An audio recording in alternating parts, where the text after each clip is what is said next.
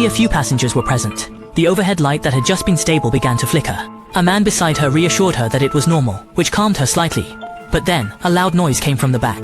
The elderly woman looked worried, and said she had to get off the plane right now. No matter how the attendant tried to calm her, she couldn't be soothed. Kate rushed to help, being a psychologist, and thought the woman was having a panic attack. The elderly woman calmed down with psychological support. Kate returned to her seat and fastened her seatbelt. Suddenly, a metallic sound came from above. She asked the man beside her if he heard it, but Lucas looked confused. The sound persisted. Suddenly, she felt a wave of anxiety. She rushed to the restroom and splashed cold water on her face to calm down. But outside, she heard her mother's voice. Turning around, she noticed the restroom door had changed. Kate pushed the door open, and was shocked to find herself in her childhood home. It was empty, with no one around. She heard her mother's voice from a bedroom, and quickly opened the door.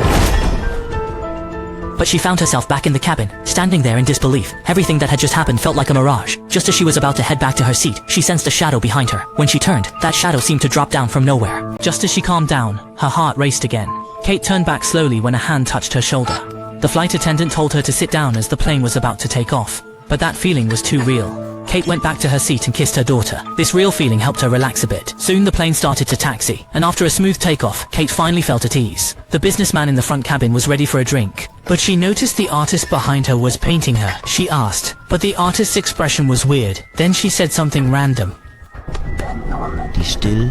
Seeing her anxious demeanor, the businessman chose to ignore her. Not long after, a few passengers fell into a deep sleep, while the two flight attendants in the front cabin sat there, motionless. They remained still, their eyes devoid of any emotion. Suddenly, the windows turned red. Bloody hands hit the glass, while the flight attendant stayed still. In the red light, Kate dreamed she was 7, with her mother cooking. As little Kate enjoyed her meal, she looked up and saw her mother's bloody face in the mirror. She quickly checked on her mother, but everything seemed fine. When she looked back, her mother's face was strange again. Little Kate was clingy. Kate wondered if the woman in front of her was her real mother. When her mother stood to clear the table, a metallic noise suddenly echoed in Kate's ears, and her mother began to twist oddly.